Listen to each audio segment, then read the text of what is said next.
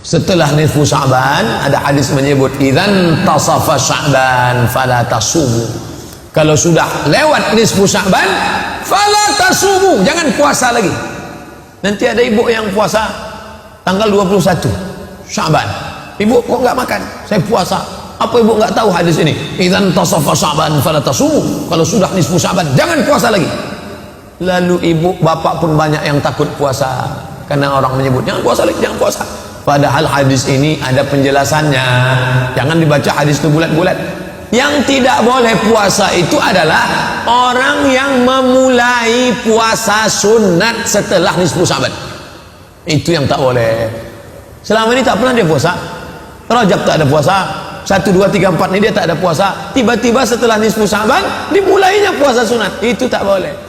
Itulah makna hadis itu, idzan tasafa Sya'ban. Kalian yang tak pernah puasa sebelumnya, tiba-tiba setelah nisfu Sya'ban kalian mulai puasa sunat, fala tasumu. Jangan.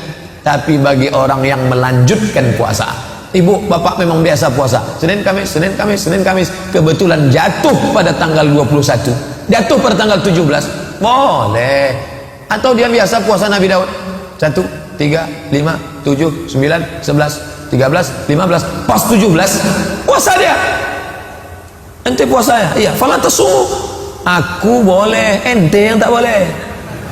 Ente memang tak pernah puasa, sekarang baru mulai. Aku memang dari dulu puasa. Apa tak tahu kalian aku sering puasa? Ha? Itu pun tak boleh juga. Riya namanya.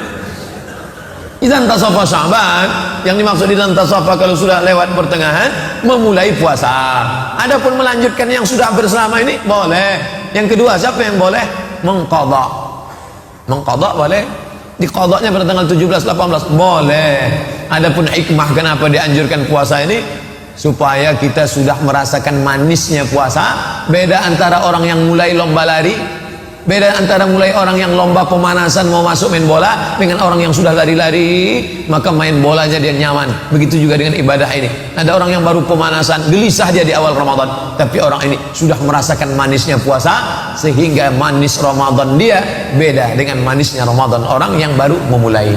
Kita ikuti saja sunnah-sunnah perbuatan Nabi ini, maka kita akan merasakan manisnya iman, manisnya iman, manisnya puasa, manisnya tahajud, manisnya ibadah, manisnya munajat kepada Allah Subhanahu wa ta'ala. Poin terakhir tentang Sya'ban adalah bulan Sya'ban mengingatkan kita tentang pindah arah kiblat. Jatuh pada bulan Sya'ban tahun kedua. Nabi sampai di Madinah Rabiul Awal, Rabiul Akhir, Jumadil Awal, Jumadil Akhir, Rajab, Sya'ban, Ramadan, Syawal, Zulqa'dah, Zulhijjah, Muharram, Safar, Rabiul Awal, Rabiul Akhir, Jumadil Awal, Jumadil Akhir, Rajab, Sya'ban. Jadi kalau ada yang mengatakan Nabi menghadap ke Baitul Maqdis 17 bulan, dia ngitungnya dari Rabiul Akhir. Nabi menghadap ke Baitul Maqdis 18 bulan, dia menghitungnya dari Rabiul Awal. 18 bulan menghadap ke Baitul Maqdis. Baitul Maqdis ke sana, Baitullah ke sana. Menghadap ke sana. Orang Yahudi ngejek, tengok tuh Muhammad menghadap ke Baitul Maqdis, tempat kita. Sampai akhirnya Nabi sholat menghadap ke langit. Belum.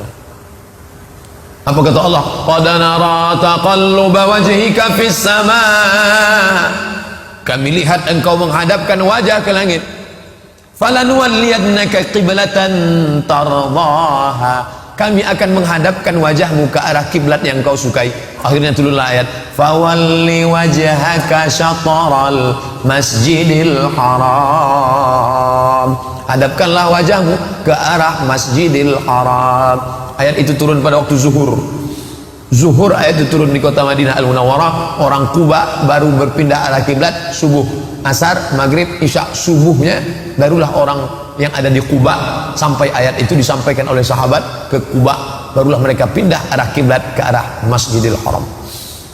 Itu terjadi pada bulan Sya'ban. Maka bulan Sya'ban mengingatkan kita tentang Al-Masjidil Aqsa. Masjidil Aqsa adalah Ka'bah tertua kita, kiblat tertua kita. Kita 18 bulan menghadap ke sana selama di kota Al-Madinah Al-Munawwarah, yang awalnya diperintahkan Allah untuk melunakkan hati orang Yahudi, tapi hati Yahudi ini keras, tak bisa menerima itu. Maka Allah balikkan arah kiblat. Tidak ada alasan orang Yahudi degil, padahal sudah dilunakkan dengan tengoklah Nabi Muhammad ini sama dengan Musa, Nabi Muhammad ini sama dengan Isa. Kenapa kalian menolak? Yang dibawa oleh Musa sama dengan yang dibawa oleh dia. Kenapa kalian menolak juga? Tidak ada alasan. Tapi dasar mereka ini orang yang paling sulit menerima kebenaran. Maka Allah tunjukkan keutamaan maka kita pun mengenang Al-Masjidil Aqsa. Adik-adik, mahasiswa, mahasiswi, bapak-bapak, ibu-ibu, buat wallpaper laptop Masjidil Aqsa, buat gambar HP Masjidil Aqsa. Ini Ustaz ini ceramah aja atau ngomong aja, saya dari dulu wallpaper memang Masjidil Aqsa, supaya ketika hidup nampak Masjidil Aqsa. Ini enggak, wallpapernya artis, ingat artis aja dah, buat Masjidil Aqsa. Subhanalladzi asra bi 'abdihi lailan minal masjidil haram ila al-masjidil aqsa alladzi barakna haulah. Mengenang itu, kita akan mengenang bagaimana keadaan saudara-saudara kita di Palestina sekarang.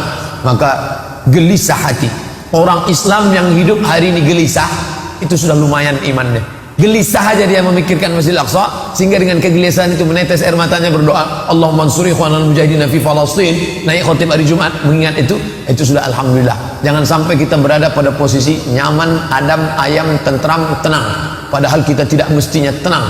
Orang Islam yang hatinya gelisah dengan keadaan saudaranya dapat pahala, gelisah dengan keadaan umat dapat pahala, gelisah orang tak sholat dapat pahala, gelisah dengan orang tak mengqadha puasa nyantai saja dapat pahala. Susah hati, kenapa? Karena agama Allah ditinggalkan. Maka berubah dalam wujud ilmu, amal, ilmu, amal, ilmu, amal.